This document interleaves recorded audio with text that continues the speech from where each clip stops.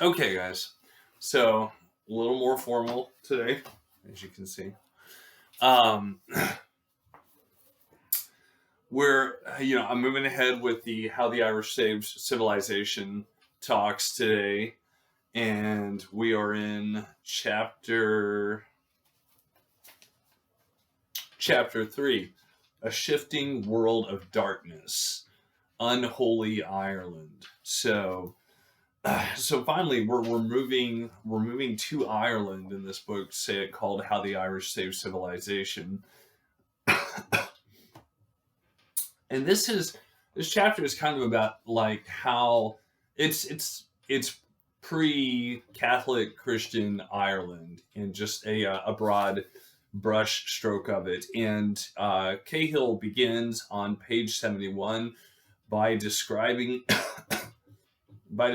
a scene from the most famous piece of Irish literature, which is called the Táin, which is kind of like the Iliad or the Odyssey. It's like the epic Irish work.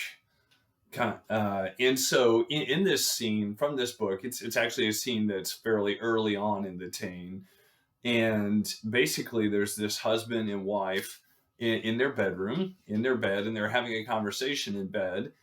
And the wife's name is Medb.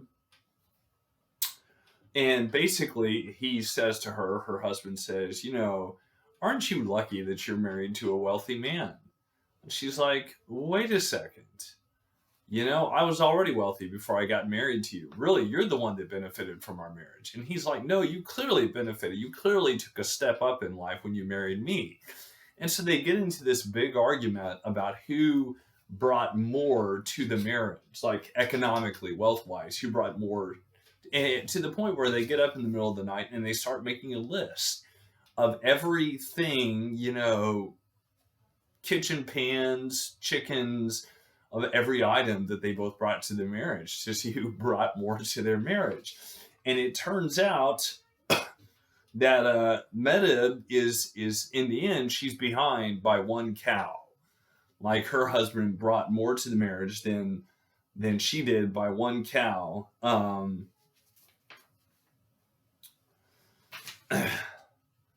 so then she's like, what do I do about this, right? And so this story is pages 71 through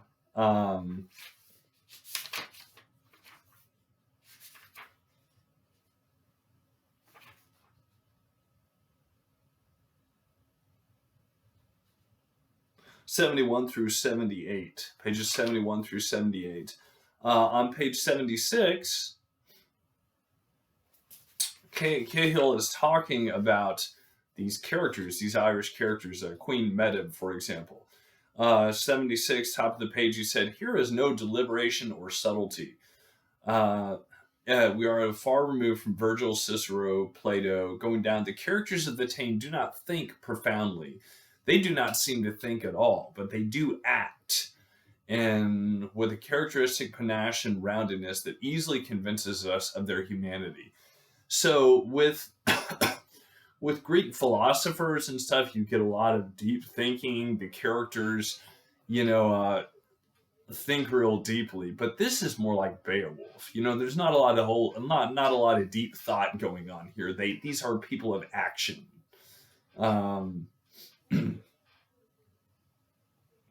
Okay, second paragraph on 76, third line. If Augustine, so we're going back to Augustine, if Augustine was the first self-conscious man looking down into his soul and telling us what he felt, what he thought, Medb, the Irish queen that we're looking at her story here with her husband, Medb at the other end of the conscious spectrum is pre-reflective. Pre-reflective meaning she's before the time of Dear Diary, right? She doesn't think, she acts. She's a woman of action. Down at the bottom of 76, she's a Beowulf type. Rather, in early Irish literature, both men and women openly admire one another's physical endowments and invite one another to bed without formality. So Medb, at one point, she's like, okay, how do I get another cow so I can be on a par with my husband, even one up him. And so she asked a servant, where's a good cow? And the servants tells her, well, there's this guy, and he owns a nice cow. And so she sends messengers to get this cow, right? She sends messengers to get this cow, and along with the messenger, she sends a gift, and she even promises the guy who owns the bull that she offers him sex if he will give her his bull, so that she can one up her husband in their competition. And it's like, whoa, she's just very open, very forward with herself, right? Person of action, out to get what she wants, right? um,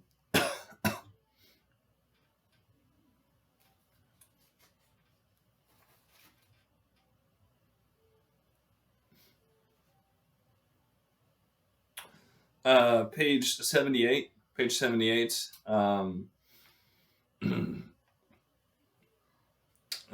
Middle of the page, Cahill just makes the comment that they may not be civilized, but they certainly are confident. And this confidence is one of the most open-handed pleasures of early Irish literature. Early Irish literature, they've just got this confidence. They step out. They believe in their fighting skills like Beowulf does. Now there is a moment in here in this story where in the Táin, where so Medb's messengers go to this man who owns this nice bull to get it from him, and he's like, oh, certainly, for sexual pleasure from the queen and for all these gifts she's offering me, yes, I'll give her my bull. Well, her servants are kind of cocky, and they're like, well, it's a good thing that you're taking this, this gift to give us the bull. It's a good thing you're willing to do the exchange, or we would have just taken the bull. And then the guy is like, oh, you would have just taken my bull, huh?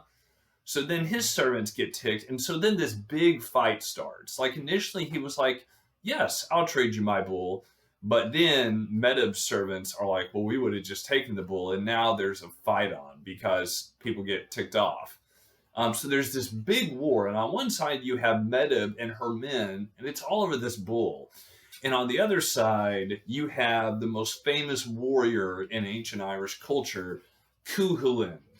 As we've read Angela's Ashes, Cuchulainn repeatedly comes up, right? Because Frank McCourt's dad likes to tell stories about him all the time. So Cuchulainn is the most famous Irish warrior, and he's the hero of the opposing side. You have Medb and her people trying to take this bull by force now, and you have Cuchulainn over on the other side. And eventually, because Cuchulainn is the greatest warrior, Cuchulainn's side wins.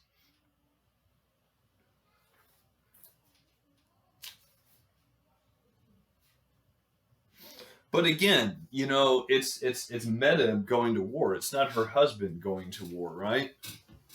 One second. I'm looking for my coffee here. It's Medb going to war, not her husband going to war.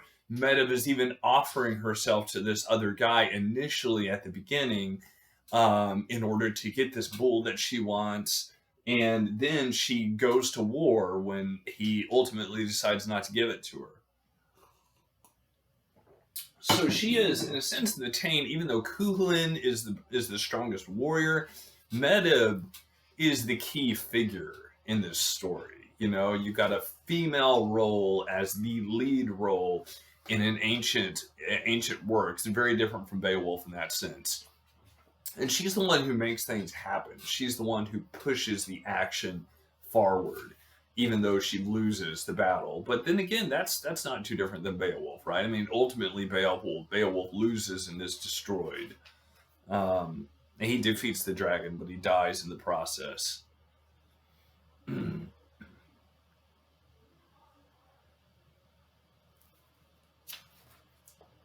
All right, moving along. Page 82. It's talking about this ancient Irish culture, right? It says such cultures, and they're locked away on their island. They're off on their island. To their west is just ocean, and so top of page 82, Cahill says Such cultures have been known to exist for many hundreds of years without undergoing appreciable alteration. What normally changes them is outside influence rather than inner dynamics. In Ireland, splendidly isolated in the Atlantic and largely beyond the traffic of civilization, suffered few intrusive influences. So, a place like Ireland, they don't change. Their culture doesn't change. They're kind of isolated until someone comes in and forces their culture to change, in a sense.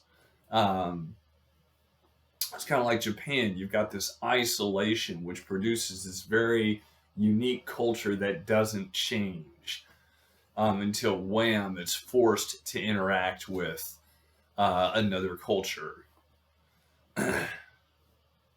That's interesting. You might look that up historically, like what forced Japan to come out of themselves and eventually led to World War II. But who brought them out? It was really the American Navy, actually. It was our fault. But we won't go there right now. Page 82, second paragraph. The Irish, like all the Celts, stripped before battle and rushed their enemy naked, carrying sword and shield, but wearing only sandals and a torque, a twisting golden neck ornament. And so basically, when the Romans, initially came over to Ireland after they sort of occupied England, they met the Irish, and the Irish running into battle naked with nothing but necklaces on, down at the bottom. The Romans, in their first encounters with these exposed, insane warriors, were shocked and frightened. Not only were the men naked, they were howling, and it seemed possessed by demons, so outrageous was their strength and verve. Urged on by the infernal skirl of pipers. Next paragraph, the Irish heroes were aware that they became possessed when confronted by the enemy, and that their appearances could alter considerably, and they called this phenomena the warp spasm. So the Irish themselves were aware that they became conceivably, the word here is demon possessed, and the Irish believed this themselves, and that their physical appearances would actually alter in some way as they went into battle, and it would freak their enemies out. Eventually, the Romans just backed off and left Ireland because they were like, we're not messing with those people. Look at page 83. That's the third paragraph there, which is actually a quoted passage from the Táin. The first warp spasm, this is when they physically alter, when they go into battle. The first warp spasm seized Cuchulainn and made him into a monstrous thing, hideous and shapeless, unheard of. So basically, Cuchulainn turns into Grendel when he goes into battle because he freaks out and goes into this possessed mode. It reminds me of the Incredible Hulk, really. Incredible Hulk is like the modern Irish Cuchulainn. He gets angry and suddenly, his body made a furious twist inside his skin. So this is all just talking about his warp spasm, how Cuchulainn twists and distorts to become this freakish killing machine when he goes into battle. And to some degree, that's what happened to the Irish when they would go into the fight. They would freak out almost like they were possessed. And that whole passage just describes this weird physical transformation that Cuchulainn makes as he's going into battle. In page 84, the bottom of that page, I do not question for a second that the warp spasm was a real experience, keenly felt by its subject and plainly observable of the opposing army. Anyone who's ever felt or been the object of real rage can understand the distortions described in this passage.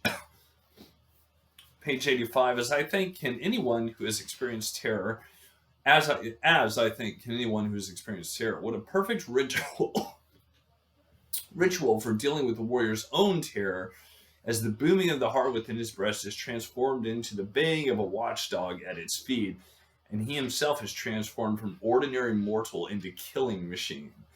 Down at the bottom of 85, really, Cuchulainn reminds us of some kind of a comic book hero. There he says it. And so it's like, you may be like, what exactly? Were they physically disfigured when they went to fight or something? But Cahill just makes the point here that when somebody really goes into a rage, there's a difference. They don't just feel like an ordinary combatant. It's like suddenly everything levels up in the fight, right? You can feel when you're facing someone who's in a rage versus just someone who's participating in a fight, right? Page 87. Uh, First full paragraph. No character in the Tang is drawn as perceptively as Medb. She is so full of life and color that even Cuchulainn seems pale beside her. Cuchulainn may be the best fighter, but he just looks boring. He looks black and white compared to colored television, compared to Medb, compared to her personality and her pizzazz, right? When Fingon the healer comes to the sorely wounded Sethern, so he points to Sethern's largest wound. A vain, arrogant woman gave you that wound. I believe you are right, replies Sethern. A tall, fair, long. So Sethern has been attacked in the battle and given a mortal wound. He's going to die by Medb. I believe you are right, replies Sethern, talking about his wound. A tall, fair, long-faced woman with soft features came at me. She had a head of yellow hair and two gold birds on her shoulders. She wore a purple cloak folded about her with 5 hands' breadth of gold on her back. She carried a light, stinging, sharp-edged spear in her hand, and she held an iron sword with a woman's grip over her head. A massive figure. Massive figure. The massive figure of Medb dominates the Tang as does no other woman in any epic we have left to us, right? She's not this weak, emotional lady whose only strength is in her words. She's, and all of that's a stereotype, right? But she's a Beowulf type, Page 88. Even after they've lost, there's this funny little remark. Page 88, halfway down the first paragraph. At the end of the Tang, it's ostensible morals uttered by a vaguely omniscient Fergus. Fergus, another important character in Irish mythology. And they've just lost. Medb is lost because Cuchulainn is the greatest warrior, and so one of Medb's men says, "We followed the rump of a misguiding woman. It is the usual thing for a herd led by a mare to be strayed and destroyed."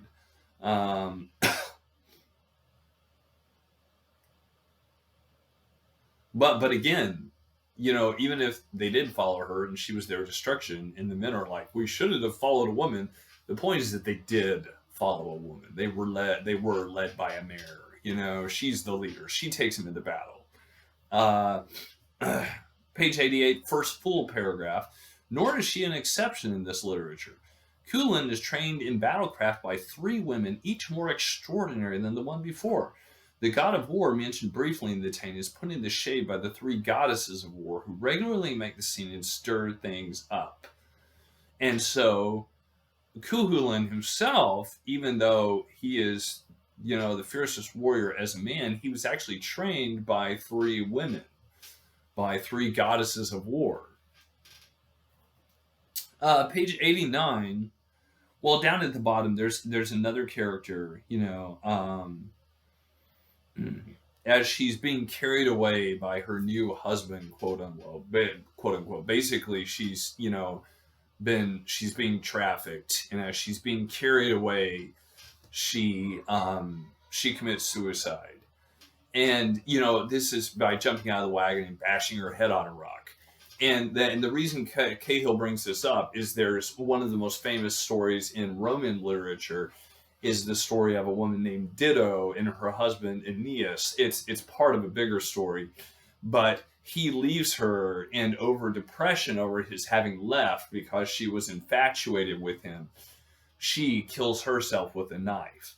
But Cahill's point here is, if you look at the difference between classical Greek and Irish culture and their depiction of women and their example of a woman committing suicide, which is what is going down with the Roman Empire. That's what's being lost, right? Or what's in danger of being lost. You compare that with ancient Irish mythology, the Irish story, and it's not a woman who's like, "Oh, my lover, he left me, he didn't want me, I'm going to kill myself." It's oh, this guy wants me and I can't stand him, and so I'm going to jump out and bash my head on a rock, it's a very different kind of thing, just showing the difference in the personalities of these women. One woman is languishing on a bier and stabs herself with a knife. The other woman jumps from a carriage and beats her head on a rock. And so just, yeah, you had the difference in the personalities of these two cultures.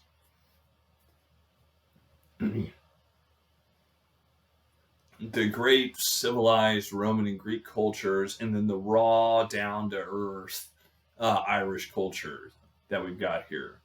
And this is what Ireland is as the Roman Empire is collapsing. We moved over and we're looking at pagan, meaning non-Christian Irish culture here. Go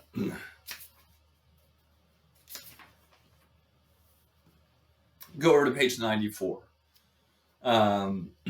The where it says the three adjectives.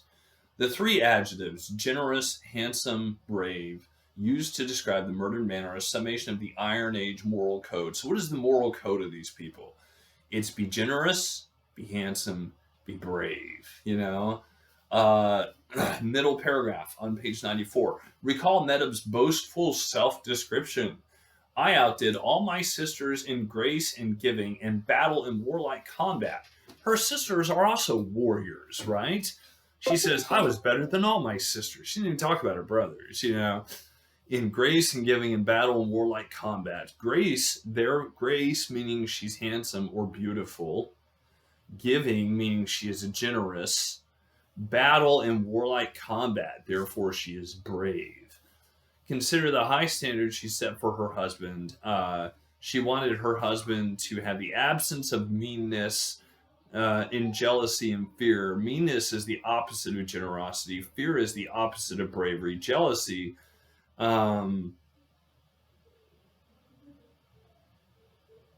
okay, moving on, but it's just talking about what these people valued. They valued that you be generous and handsome and brave. And generous, I can see as something where, like, yeah, it's good for everybody to be generous. Does everybody necessarily have to be handsome? No, but that was what they valued. And brave, you need to be a warrior. It was valued if you could go out and chop off your enemies' heads and not fear death, right? Page 95. Second line.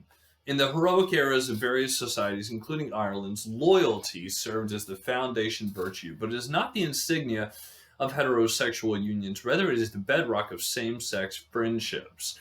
In Gilgamesh, there is the unbreakable friendship between Gilgamesh and Enkidu, if you've ever read Gilgamesh in high school. In the Iliad, there's the undying bond between Achilles and Patroclus. In the Tang, the only relationship that is presented as ideal is the one between the warriors Cuchulainn and Ferdia.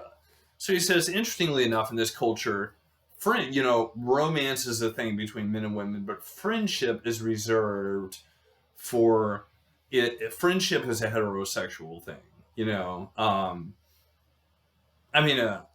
it's not a heterosexual thing. It's between people of the same sex, right? And so it's kind of like, sometimes people ask, can you be best friends with your husband or your wife or your boyfriend or your girlfriend? And some people like to try and argue, no, you can't be, because the romantic gets mixed into that and it gets confused.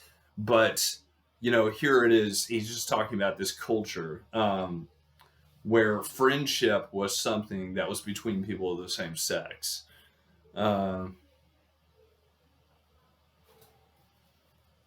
Talking about friendship, page 95. The poetry there, the second stanza where it says, Cuchulainn's talking about his friend. He says, there is no man that ever ate, no man that was ever born, no joyous son of king or queen for whose sake I would do you harm. I would never do you harm for anything. You're my friend. Page 96. Third stanza, he's weeping over his friend that's died. You have fallen to the hound. Somebody else on the other side talking about you have fallen into the hound. Cuchulainn is the hound. You have fallen to the hound. I cry for it, little calf. The shield didn't save you that brought you to the fray. So just people weeping over lost friends. But he goes down, and wrapping this up, Cahill says, last paragraph on page 96, he says, Fixity escaped these people, as in the end it escapes us all. They understood, as few have understood before or since, how fleeting life is and how pointless to try to hold on to things or people. And so death on the battlefield was a big part of this culture. People regularly writing poetry about friends who had died in battle and stuff. And he says, Fixity escaped these people. It means they knew that nothing in this life is permanent. Nothing lasts. And they're heartbroken over it. Page 97, go over to 97, 5 lines down. When, in the heat of battle, the bloodied messenger informs Medb timidly that Cuchulainn has beheaded her son, she responds, this isn't like catching birds, as we might say. You didn't think this would be a picnic, did you? And so Medb's told her son has been killed by Cuchulainn, and her response is, well, I mean, this is a battle. It's not a picnic. These things happen.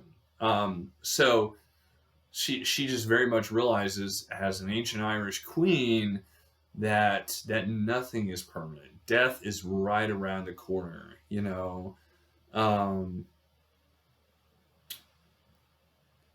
Going down, continuing from there, the face of the dying Gaul. Look at the pictures in the middle of the book.